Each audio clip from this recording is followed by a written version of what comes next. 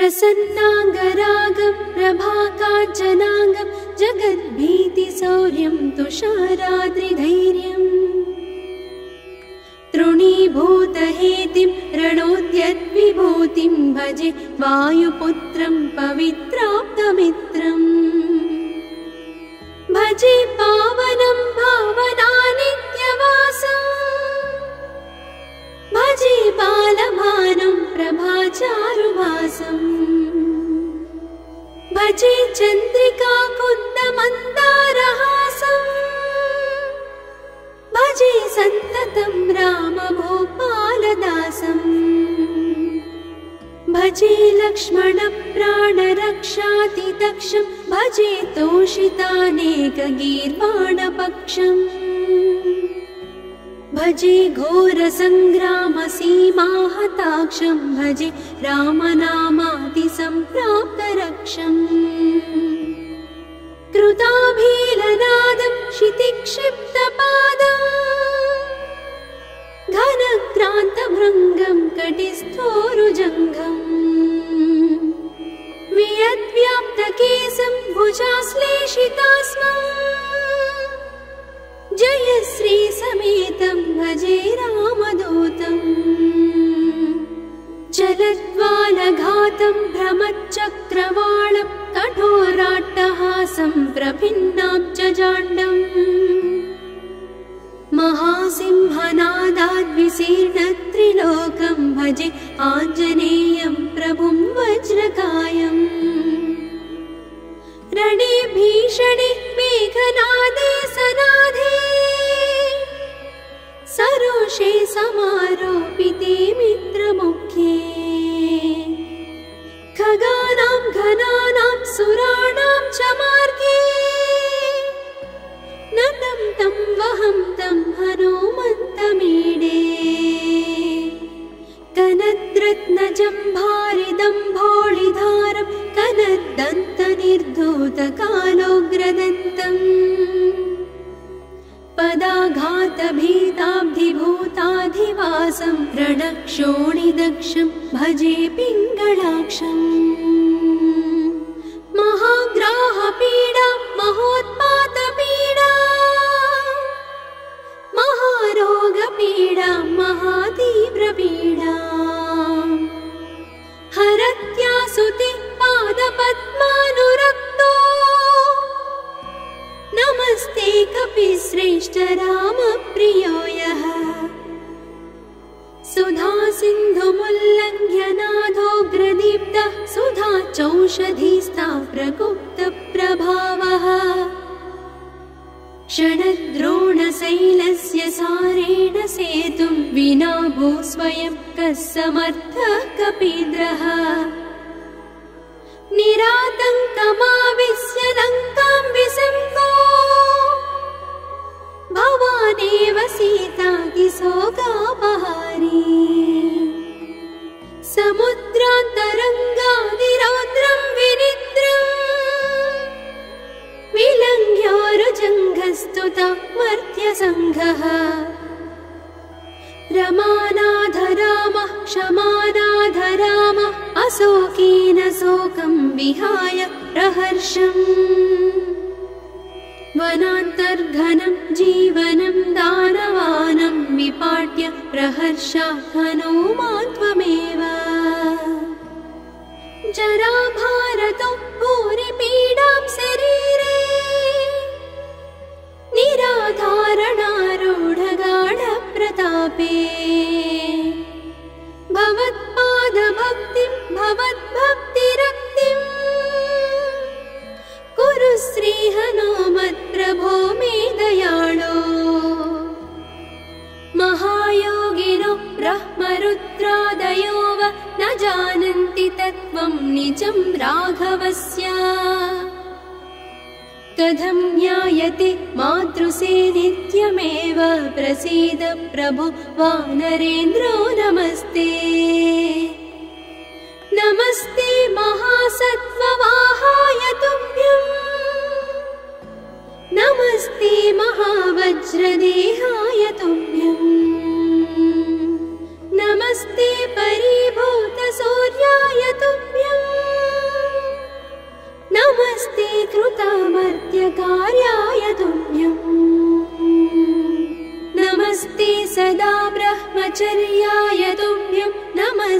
सदा वायुपुत्राय तुभ्यम् नमस्ते सदा पिङ्गलाक्षाय तुभ्यम् नमस्ते सदा रामभक्ताय तुभ्यम् हनुमद्भुजङ्गप्रयातं प्रभाते प्रदोषेऽपि वाचार्थरात्रेऽपि मर्त्यः पठन्नस्नतोऽपि प्रमुक्ताघजालः सदा सर्वदा रामभक्तिं प्रयाति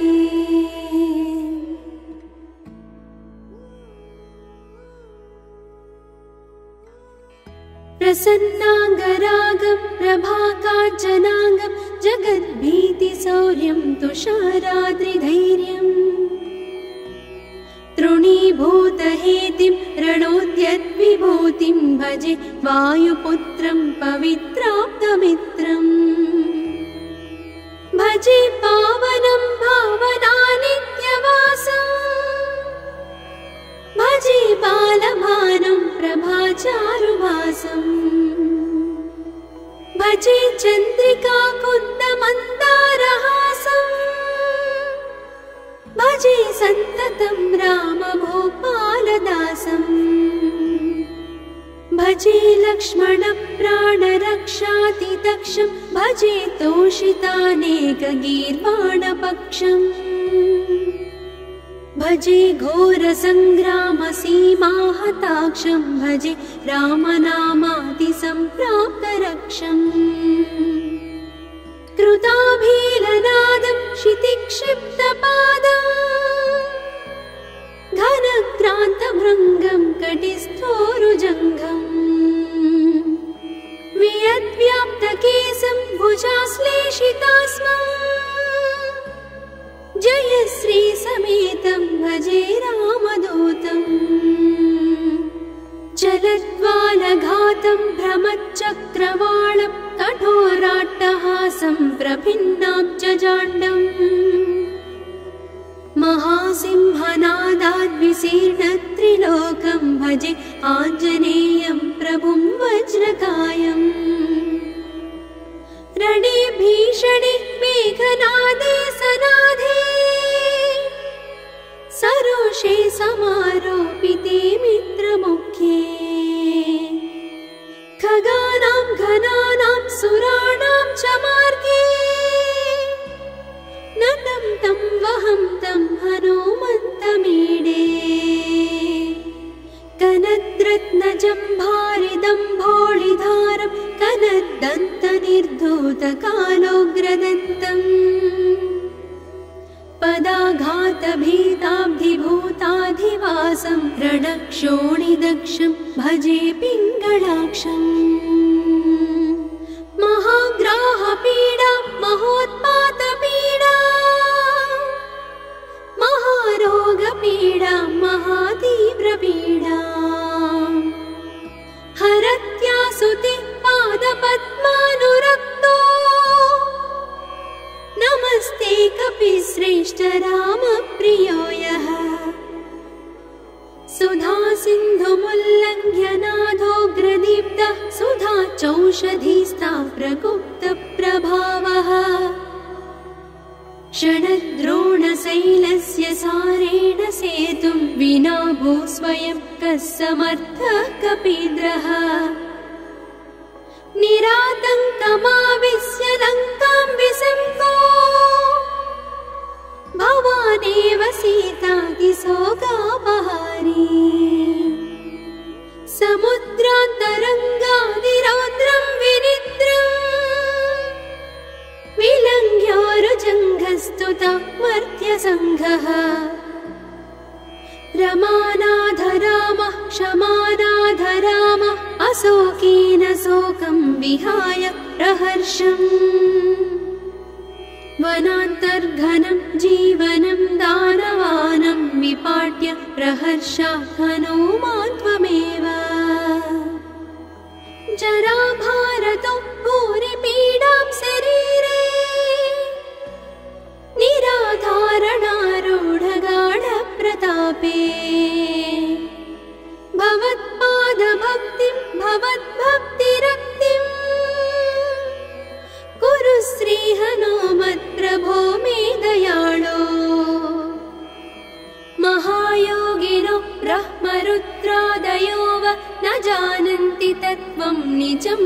राघवस्य कथं ज्ञायते मातृसे नित्यमेव प्रसीद प्रभु वानरेन्द्रो नमस्ते नमस्ते महासत्त्ववाहाय तुभ्यं नमस्ते महावज्रदेहाय तुभ्यं नमस्ते परिभूतसूर्याय तुभ्यं नमस्ते कृतमर्त्यकार्याय तुभ्यं नमस्ते सदा ब्रह्मचर्याय तुभ्यं नमस्ते सदा वायुपुत्राय तुभ्यं नमस्ते सदा पिङ्गळाक्षाय तुभ्यं नमस्ते सदा रामभक्ताय तुभ्यं हनुमद्भुजङ्गप्रयातं प्रभाते प्रदोषेऽपि वाचार्थरात्रेऽपि मर्त्यः पठन्नस्नतोऽपि प्रमुक्ताघजालः सदा सर्वदा रामभक्तिं प्रयाति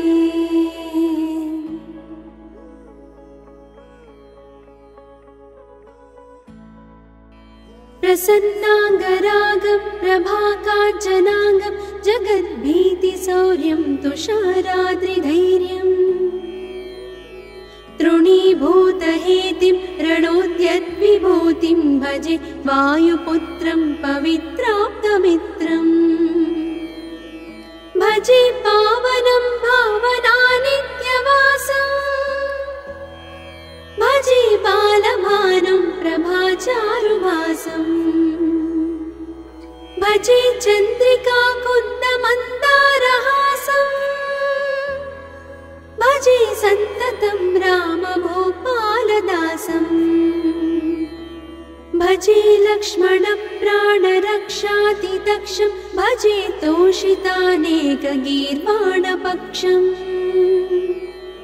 भजे घोरसङ्ग्रामसीमाहताक्षं भजे रामनामातिसम्प्राप्तरक्षम्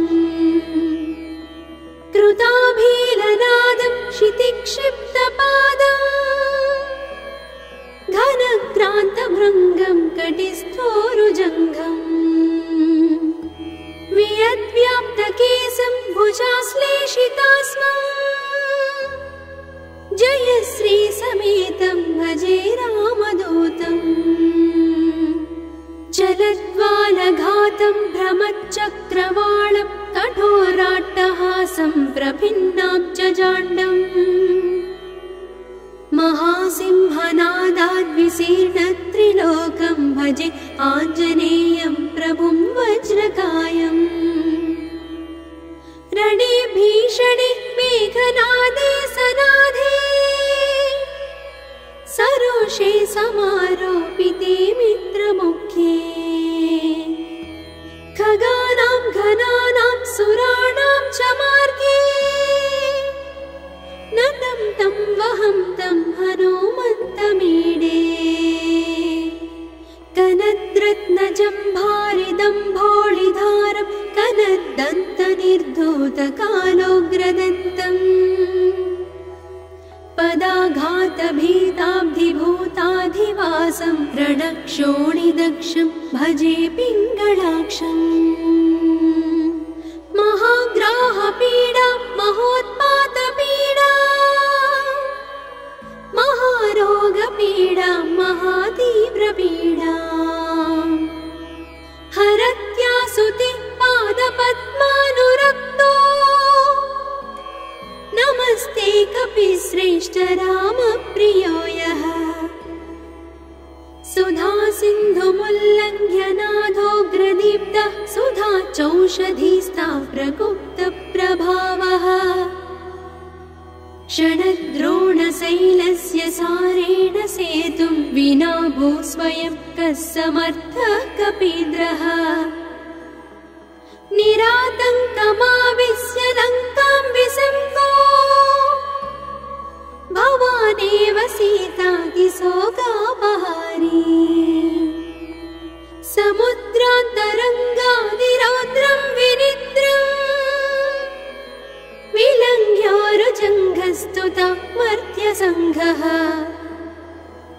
रमानाथ रामः क्षमानाथ रामः अशोकेन शोकं विहाय प्रहर्षम् वनान्तर्घनं जीवनं दानवानं विपाट्य प्रहर्षात् हनूमान् त्वमेव जराभारतो भूरिपीडां शरीरे निराधारणारूढगाढप्रतापे भवत्पादभक्तिं भवद्भक्तिरक्तिम् कुरु श्रीहनुमत्प्रभो मे दयाळो महायोगिनो ब्रह्मरुद्रादयो वा न जानन्ति तत्त्वं निजं राघवस्य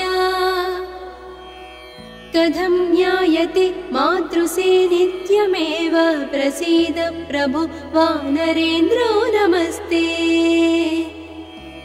नमस्ते महासत्त्ववाहाय तुभ्यं नमस्ते महावज्रदेहाय तुभ्यं नमस्ते परिभूतसूर्याय तुभ्यं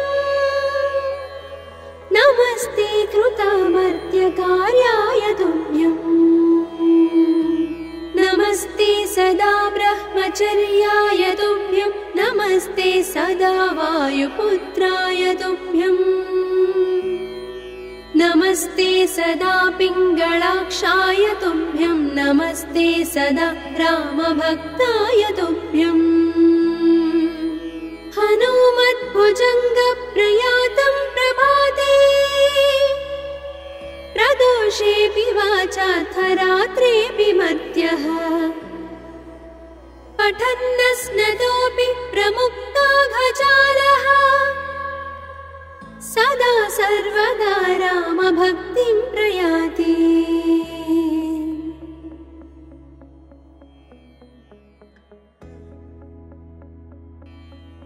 प्रसन्नाङ्गरागं प्रभाकाञ्चनाङ्गं जगद्भीतिशौर्यं तुषाराद्रिधैर्यम्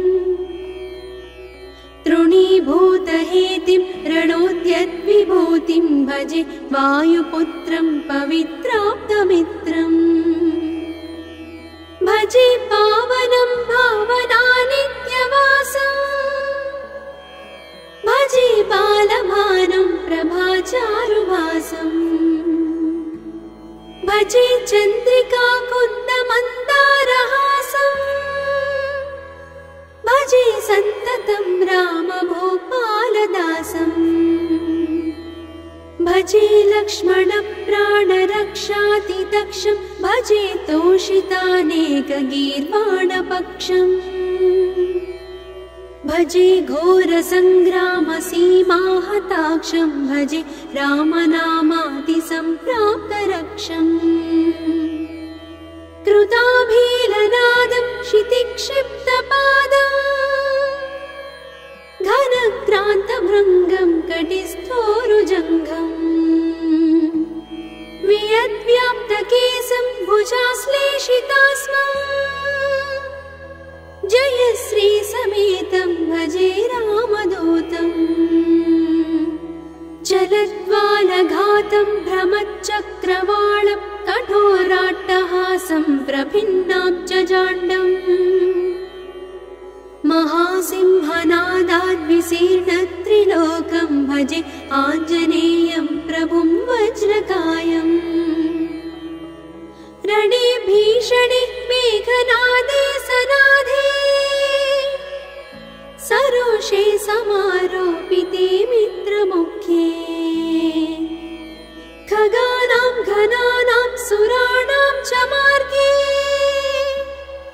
नतं तं वहं तं हनुमन्तमीडे कनद्रत्नजम्भारिदम्भोळिधारं कनद्दन्तनिर्धूतकालोग्रदन्तम् पदाघातभीताब्धिभूताधिवासं रणक्षोणिदक्षं भजे पिङ्गळाक्षम्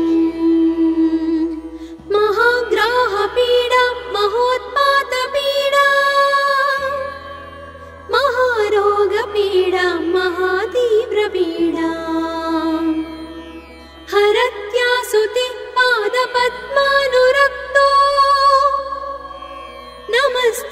श्रीरपि श्रेष्ठ रामप्रियो यः सुधा सिन्धुमुल्लङ्घ्य नादोग्रदीप्तः सुधा चौषधीस्था प्रकुप्तप्रभावः षडद्रोणशैलस्य सारेण सेतुं विना भू स्वयं कः समर्थः कपीन्द्रः निरातङ्कमाविश्य लङ्कां विसङ्को भवानेव सीता किशोकापहारी समुद्रान्तरङ्गादिरौद्रं विनिद्रम् विलङ्घ्योरुजङ्घस्तुता मर्त्यसङ्घः रमानाधरामः क्षमानाधरामः अशोकेन शोकं विहाय प्रहर्षम् वनान्तर्घनं जीवनं दानवानं विपाट्य प्रहर्षात् हनूमान् त्वमेव जराभारतो भूरिपीडां शरीरे निराधारणारूढगाढप्रतापे भवत्पादभक्तिं भवद्भक्तिरक्तिम् कुरु श्रीहनुमत्प्रभो मे दयाळो महायोगिनो ब्रह्मरुद्रादयो वा न जानन्ति तत्त्वं निजं राघवस्य कथं ज्ञायते मातृसे नित्यमेव प्रसीद प्रभो वानरेन्द्रो नमस्ते नमस्ते महासत्त्ववाहाय तुभ्यं नमस्ते महावज्रदेहाय तुभ्यं नमस्ते परिभूतसूर्याय तुभ्यं नमस्ते कृतामर्त्यकार्याय तुभ्यं नमस्ते सदा ब्रह्मचर्याय तुभ्यं नमस्ते सदा वायुपुत्राय तुभ्यं नमस्ते सदा पिङ्गळाक्षाय तुभ्यं नमस्ते सदा रामभक्ताय तुभ्यं हनुमद्भुजङ्गप्रयातं प्रभाते प्रदोषेऽपि वाचार्थरात्रेऽपि मर्त्यः पठन्नस्नतोऽपि प्रमुक्ताघजालः सदा सर्वदा रामभक्तिं प्रयाति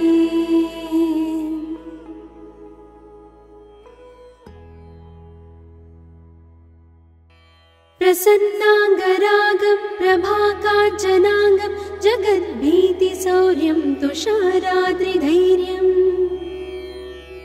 तृणीभूतहेतिं रणोद्यद्विभूतिं भजे वायुपुत्रं पवित्राप्तमित्रम् भजे पावनं भावनानित्यवासम् भजे बालभानुं प्रभाचारुभासम् भजे चन्द्रिकाकुन्दमन्दारहासम् भजे सन्ततं रामभूपालदासम् भजे लक्ष्मणप्राणरक्षातिदक्षं भजे तोषितानेकगीर्वाणपक्षम् भजे घोरसङ्ग्रामसीमाहताक्षं भजे रामनामातिसम्प्राप्तरक्षम् कृताभीलनादं क्षितिक्षिप्तपादम् घनक्रान्तभृङ्गं कटिस्थोरुजङ्घम् वियद्व्याप्तकेशं भुजाश्लेषितास्मम् जयश्री समेतं भजे रामदूतम् चलद्वालघातं भ्रमच्चक्रवालं कठोराट्टहासं प्रभिन्नाब्जजाण्डम्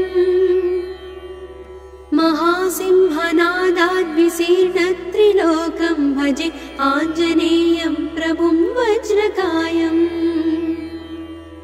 रणे भीषणे मेघनादे सनादे पाशे समारोपिते मित्रमुख्ये खगानां घनानां सुराणां च मार्गे नतं तं वहं तं हनुमन्तमीडे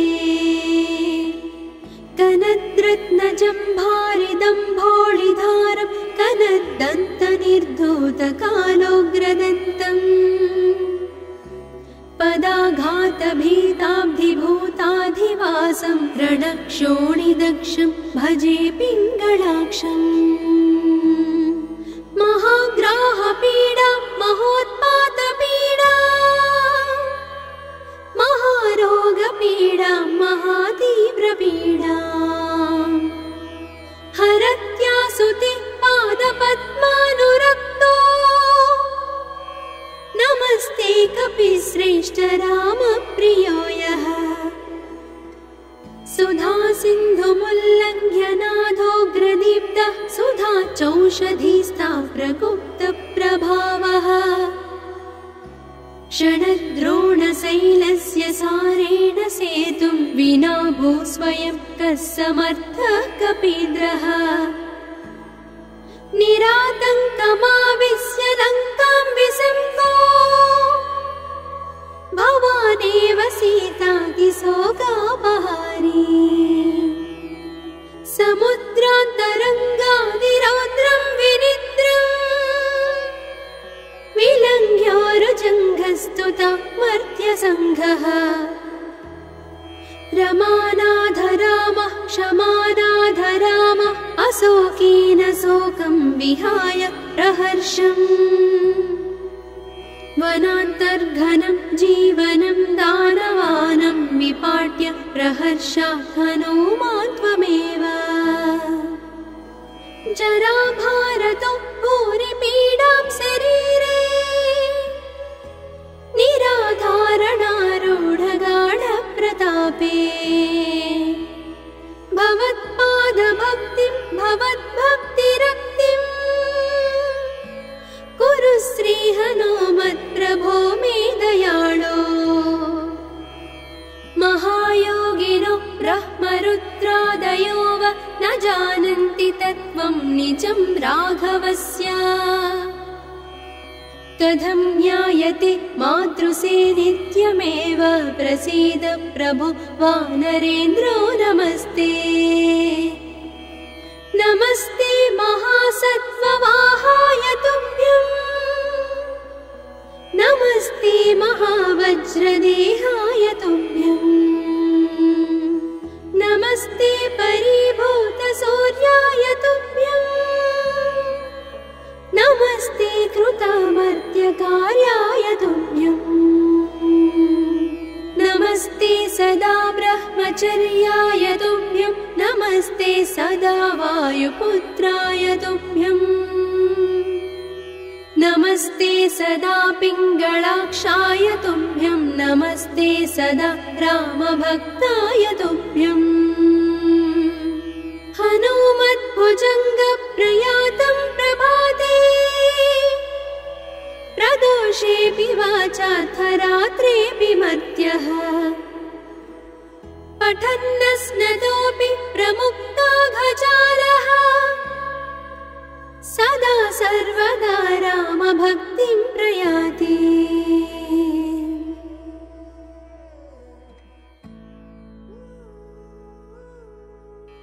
प्रसन्नाङ्गरागं प्रभाकाञ्चनाङ्गं जगद्भीतिशौर्यं तुषाराद्रिधैर्यम्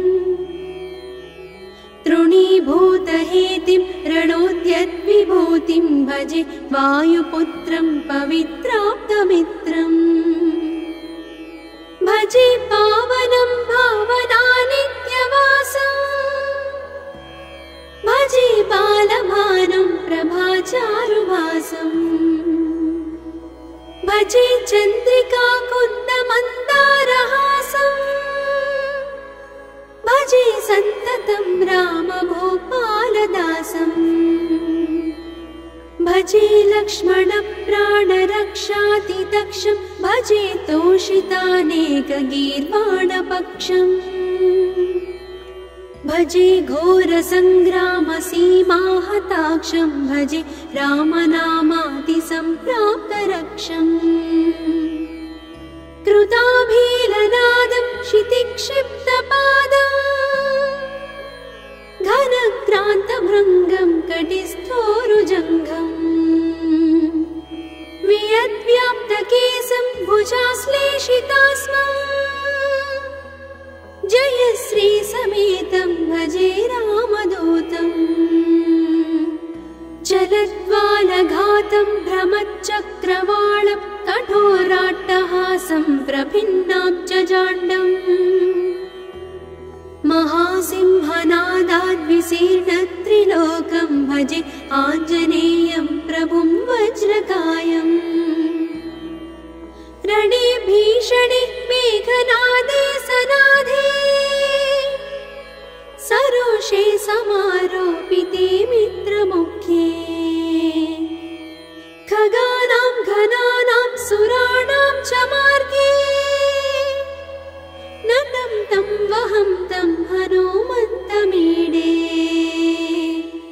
कनद्रत्नजम्भारिदम्भोळिधारं कनद्दन्तनिर्धूतकालोग्रदन्तम् पदाघातभीताब्धिभूताधिवासं रणक्षोणिदक्षं भजे पिङ्गळाक्षम् महाग्राहपीडा महोत्पातपीडा महारोगपीडा महातीव्रपीडा हरत्यासुति पादपद्मानुरक्तो नमस्ते कपिश्रेष्ठ रामप्रियो यः सुधा सिन्धुमुल्लङ्घ्य नाथोग्रदीप्तः सुधा चौषधीस्था प्रकुप्तप्रभावः षडद्रोणशैलस्य सारेण सेतुं विना भूस्वयं कः समर्थः कपीन्द्रः निरातङ्कमाविश्य लङ्कां विसम्पो भवानेव सीतातिशोकापहारी समुद्रान्तरङ्गादिरौद्रं विनिद्रम् विलङ्घ्योरुजङ्घस्तुता मर्त्यसङ्घः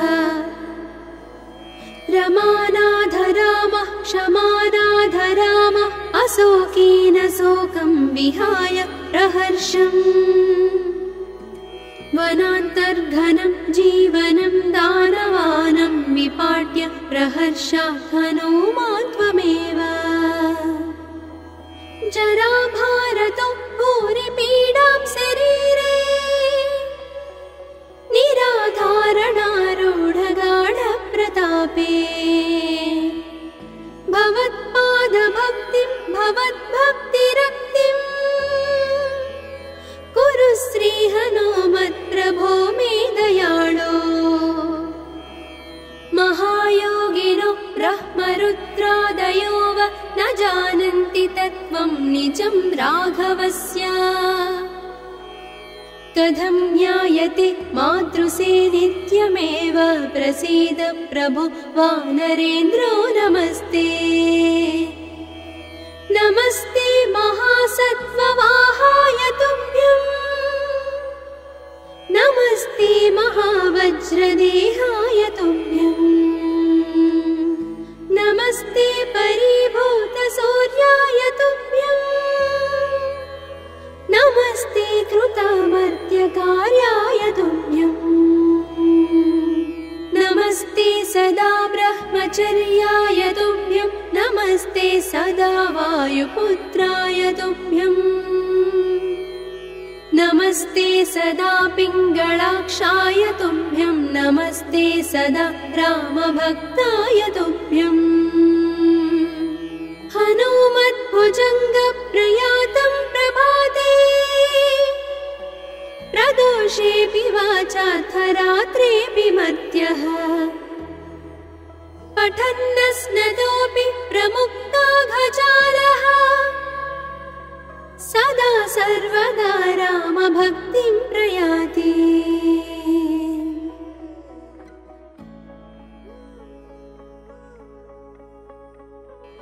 प्रसन्नाङ्गरागं प्रभाकाञ्चनाङ्गं जगद्भीतिशौर्यं तुषाराद्रिधैर्यम् तृणीभूतहेतिं रणोद्यद्विभूतिं भजे वायुपुत्रं पवित्राप्तमित्रम्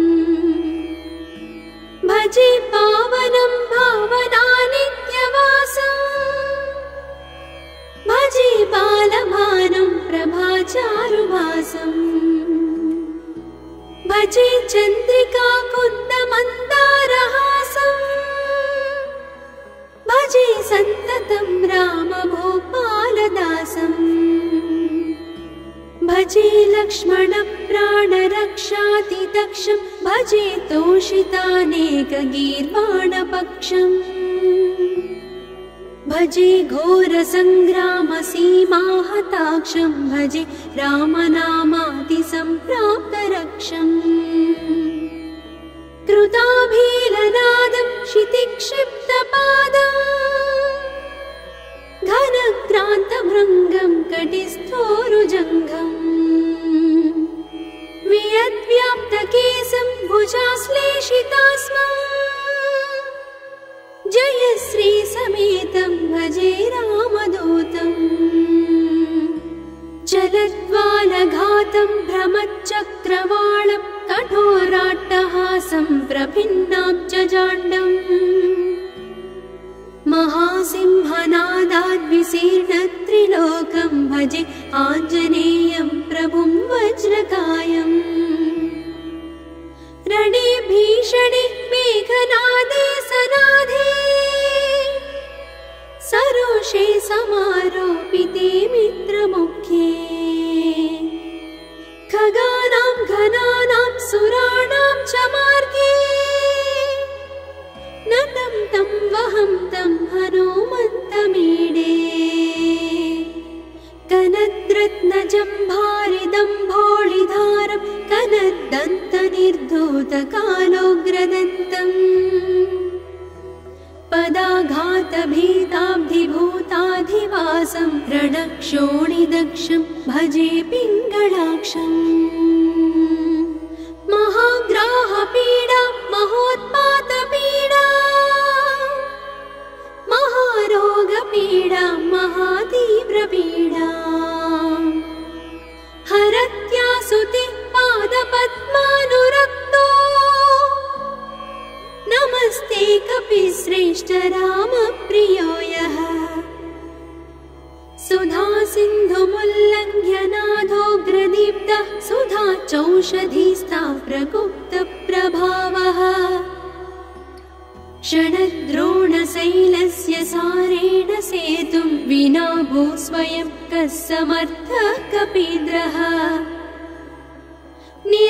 निरातङ्कमाविश्य लङ्कां विसम्पो भवानेव सीतातिशोकापहारी समुद्रान्तरङ्गादिरौद्रं विनिद्रम् विलङ्घ्योरुजङ्घस्तुता मर्त्यसङ्घः रमानाथ रामः क्षमानाथ रामः अशोकेन शोकं विहाय प्रहर्षम् वनान्तर्घनं जीवनं दानवानं विपाट्य प्रहर्षात् हनूमान् त्वमेव जराभारतो भूरिपीडां शरीरे निराधारणारूढगाढप्रतापे भवत्पादभक्तिं भवद्भक्तिरक्तिम् कुरु श्रीहनुमत्प्रभो मे दयाळो महायोगिनो ब्रह्मरुद्रादयो वा न जानन्ति तत्त्वं निजं राघवस्य कथं ज्ञायते मातृसे नित्यमेव प्रसीद प्रभु वानरेन्द्रो नमस्ते नमस्ते महासत्त्ववाहाय तुभ्यं नमस्ते महावज्रदेहाय तुभ्यं नमस्ते परिभूतसूर्याय तुभ्यम्